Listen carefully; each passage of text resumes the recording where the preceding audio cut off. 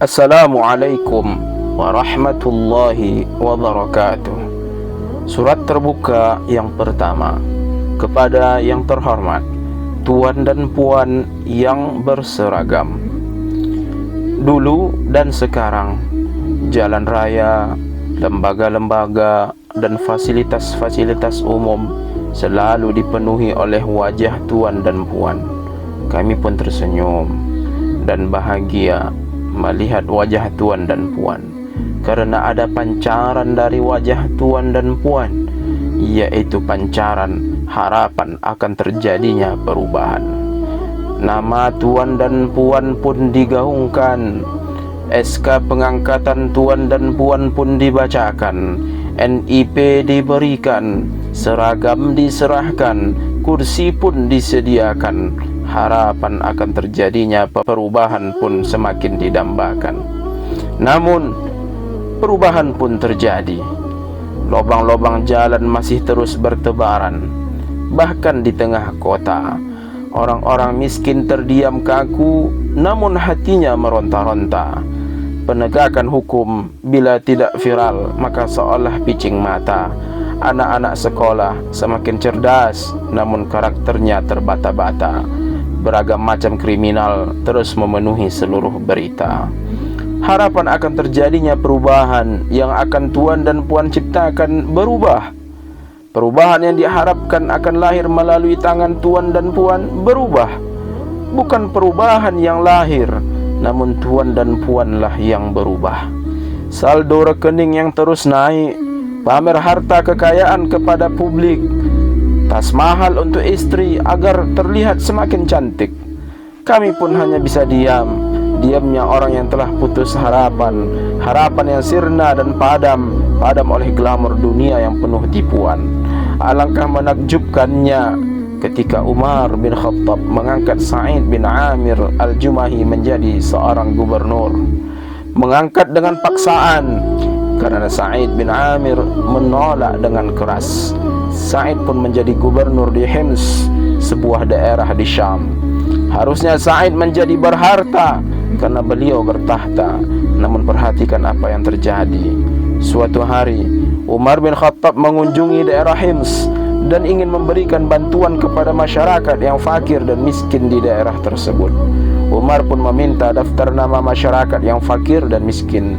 Setelah dibaca dengan seksama oleh Umar, ada satu nama yang mengherankan Umar, yaitu terdaftar di sana sebuah nama, yaitu Sa'id bin Amir Al-Jumahi.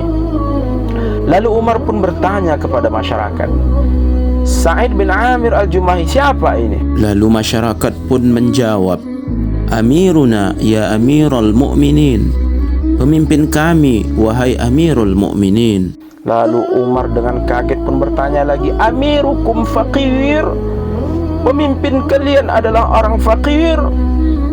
Lalu masyarakat pun menjawab lagi, wahai Amirul Mu'minin, pernah berlalu 1 pekan, 1 minggu, dan tak kami dapati ada asap yang berkepul di dapur rumahnya. Artinya pernah 1 minggu pemimpin kami tak masak, wahai Amirul Mu'minin. Ini disampaikan oleh masyarakat. Yang terjadi berikutnya adalah jenggotnya Umar pun basah.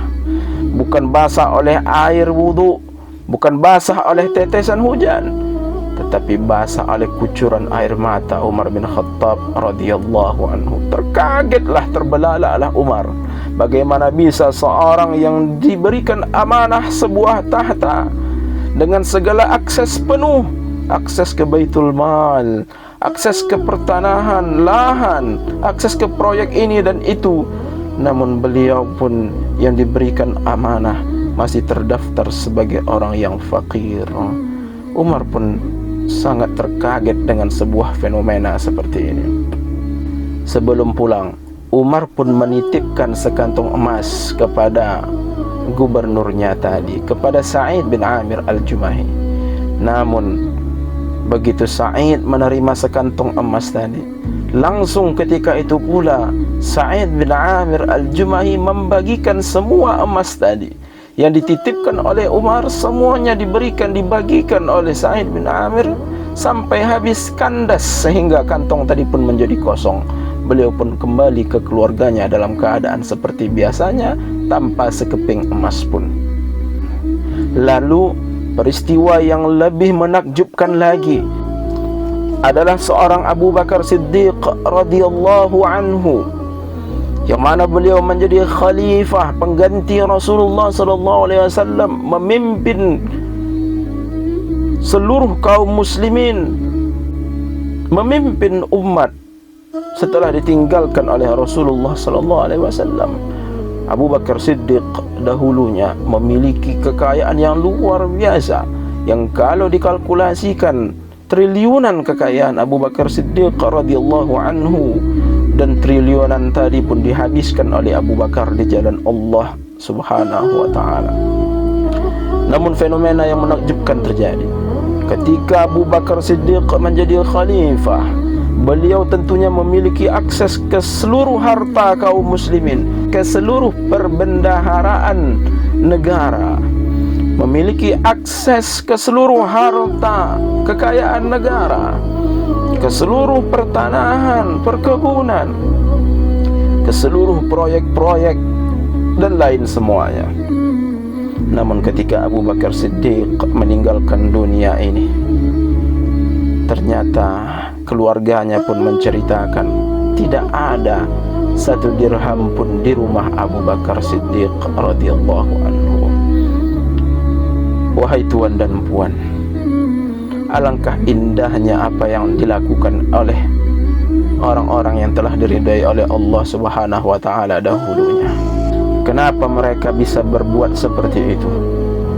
Kenapa mereka yang memiliki segala fasilitas tidak mementingkan isi tas? Karena mereka mengetahui dan sangat menyadari bahwa seragam yang mereka pakai, kursi yang mereka duduki, semuanya akan diminta kembali pertanggungjawaban oleh Allah Subhanahu wa taala. Tuan dan puan yang kami hormati, kami sangat berharap senyuman tuan dan puan di baliho spanduk yang dulunya beredar di sepanjang jalan di semua fasilitas umum, kami sangat berharap bahwa senyuman tuan dan puan di akhirat nantinya jauh lebih manis, jauh lebih indah dari senyuman tuan dan puan di baliho dulunya. Kami berharap bahwa tuan dan puan pun akan menjadi orang yang sukses dan berhasil di akhirat nanti. Demikianlah, wassalamualaikum warahmatullahi wabarakatuh.